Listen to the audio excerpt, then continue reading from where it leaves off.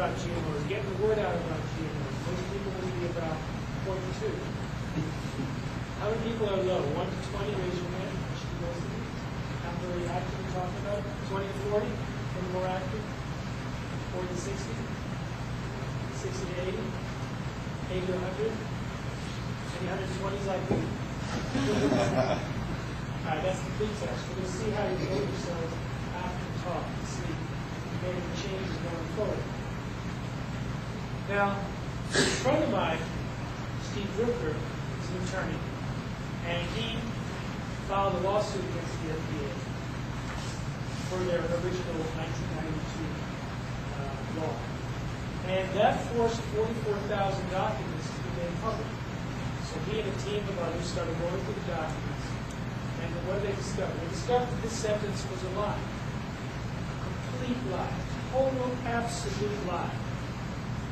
In fact, the overwhelming consensus among the FDA's own scientists that the GMOs were dangerous and difficult to deal with toxins, allergens, new diseases, nutritional problems.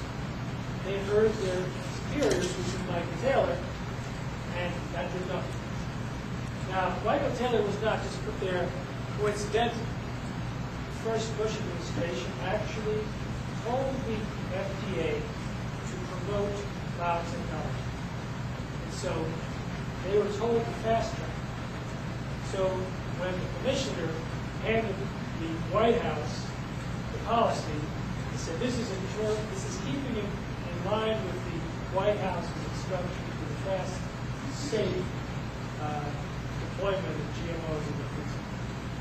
But it wasn't good enough for the White House. The Office of Management and Budget, the White House Counsel, others, they came back and said, no, we should say explicitly that GMOs are as safe as regular food. We should take these 12 pages about the potential environmental risks and eliminate them or reduce them dramatically because it gives the wrong impression that GMOs are unsafe. So as it went up the political chain, GMOs got safer and safer. And it's interesting that I've traveled to 32 countries speaking about GMOs, and you go to another country and they say, well, we don't have to look at it because the U.S. has looked at it, the FDA has looked at it, so we don't have to do much approval. To look at the FDA, they say, we don't have to look at it because Monsanto's looked at it. And I talked to some former scientists at Monsanto. One told me his 3 colleagues were doing safety studies on that milk, cows injected with bovine growth hormone and mentioned. He said they found such higher levels of insulin-like growth factor 1 in milk, which is linked to cancer. The 3 of them stopped drinking milk, and this was organic. So even the people in Monsanto don't eat foods or take their own products. In fact, in my book, Seeds of Deception, after the chapter about how to avoid GMOs, I read a letter that was written by Monsanto's in their European headquarters, their British headquarters. They have a restaurant. The manager of the restaurant was asked, do you use GMOs? And he wrote back this letter. This was in 1899. In response to the concern raised by our customers, and of course this restaurant is in headquarters in Monsanto. We have decided to remove as far as possible genetically modified soy corn from all food products. So everyone is sort of assuming that someone else is taking care of it. It comes down to Monsanto, and even they don't eat it. And you know who else doesn't eat it? A lot of animals. How many people have ever had the experience that you've served GM, non-GM? Not very many people have done this. So GM trough, non-GM trough, or GM corn on the cob, non-GM corn on the cob, let the animals decide. Anyone do that? Yeah. What happened? Well, generally, one product goes to waste. Which one is that? Generally, I can tell the GMO. Really? Which animal? I've been doing it mainly for geese. Really? Is it with soy or corn? Corn. So you put it out in a cob or in a pile? Ground beef. You can get both GM and non-GM corn. Well, that's my problem. You know, because I don't do my own testing for that. So is this a product that says it's organic or all natural or all whatever? Is it really, truly not they do prefer that over the other, so. If it says organic, then if there's any GMOs in it, it's probably a very tiny amount. That's what I'm figuring. Well, natural means nothing. No, that's, So organic does mean something. You put it out for the geese. that's my latest one that I've been playing with. I've been- What other did you do? I've messed with cows, but not necessarily GMO, just organic versus non. And chickens, turkeys. They all go through organic? They'll generally go, yeah, there's more sugars in the organic, I think, ways and ways. I think gorillas will eat, when they were given bananas, they'll eat the whole banana through the peel. When it's organic, and the peel it, it's conventional.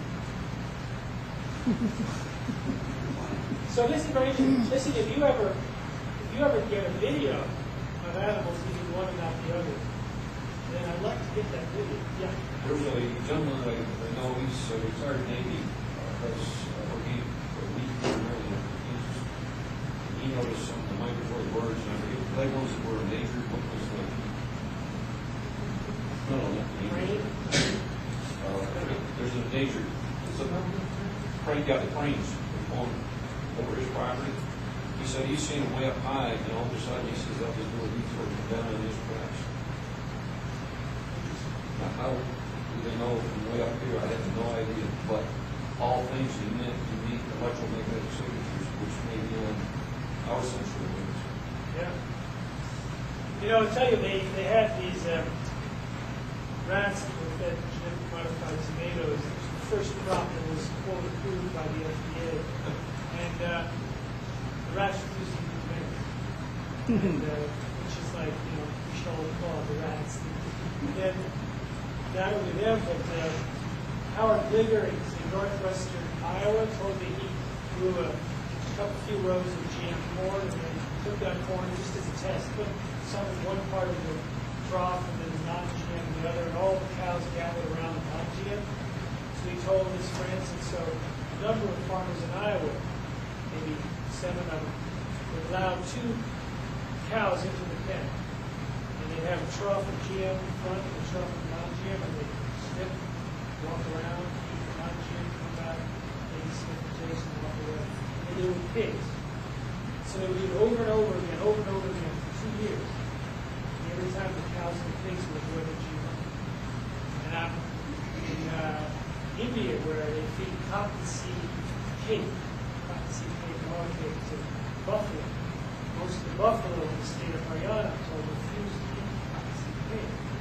If they do, most of them have reproductive problems or suffer death, or reduced milk production or skin problems.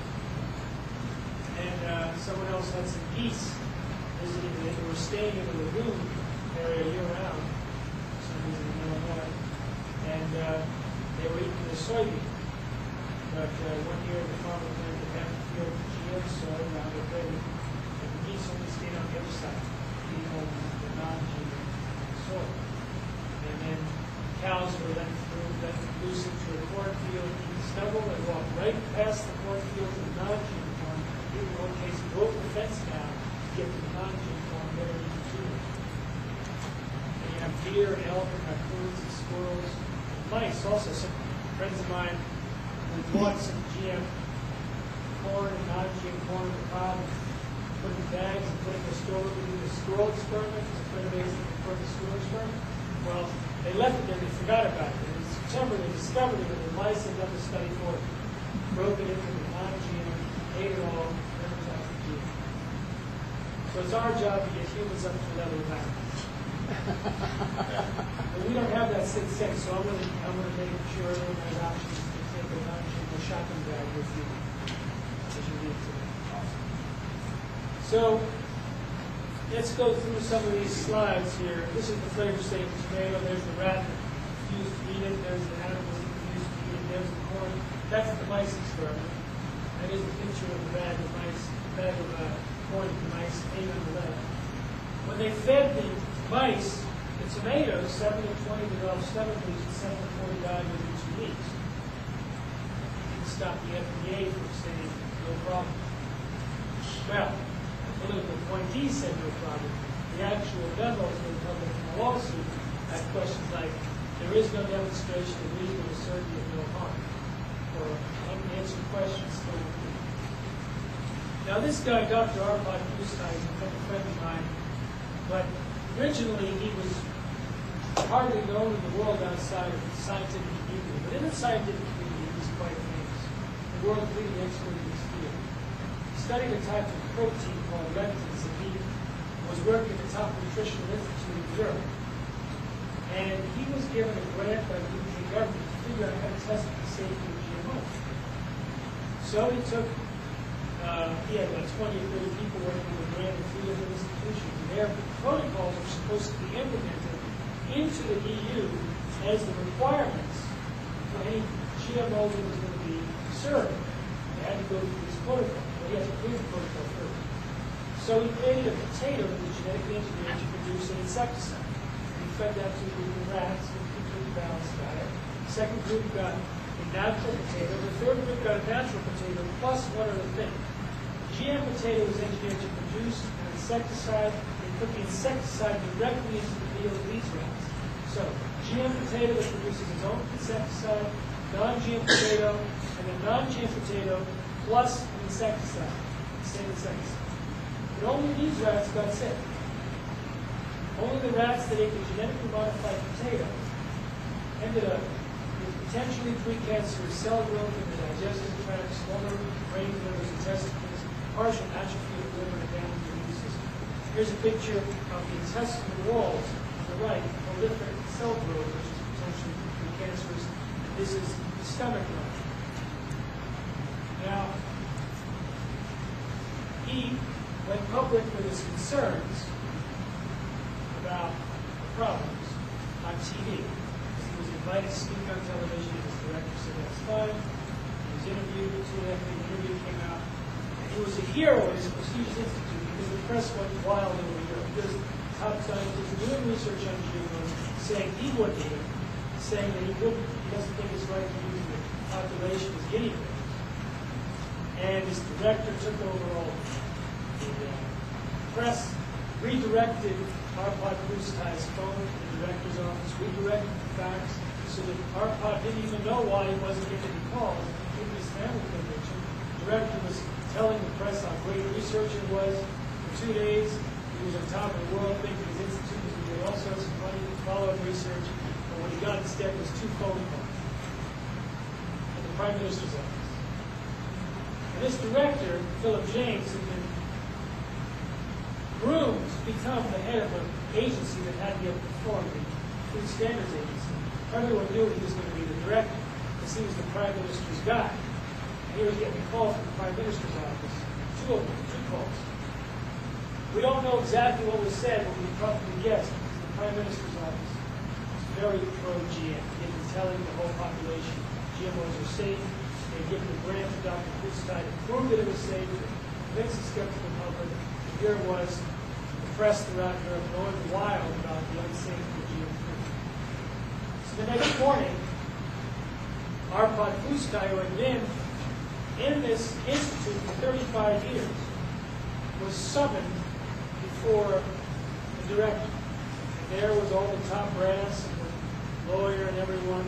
And he was told that his contract would not be renewed, the date would be withdrawn. He was told that in a letter soon after that if he spoke about what happened, he would be sued and be charged and responsible for any financial damages to the institute. Essentially, he was fired.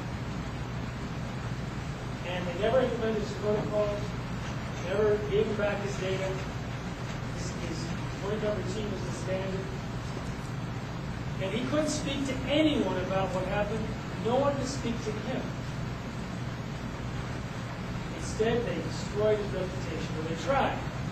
They tried to say he was muddled and mistaken and this thing and that thing, put out statement after statement. Some of the statements conflicted with each other, but all conflicted with the truth. It was an attempt to protect the reputation of biotechnology by destroying his reputation. Because what did he find out?